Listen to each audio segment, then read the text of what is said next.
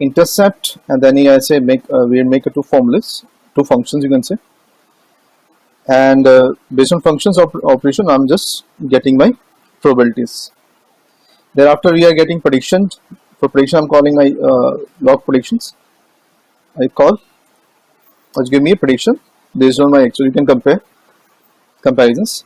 So even though if you want to verify it, it would be more improvised because you are having option of customizing your outcomes. So TD was my actual and predicted prediction.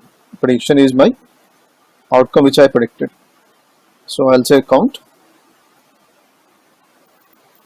So that's it. So you can say it's a more out of 10 I have predicted 9 correctly. So you can say 0.9 is my score for if I go for manual correspondence. Otherwise, it's internally by default go for two decimal round off, whereas we have taken one decimal round off. So that might be a difference. Otherwise, we are back to normal. We are having both the things as in comparisons.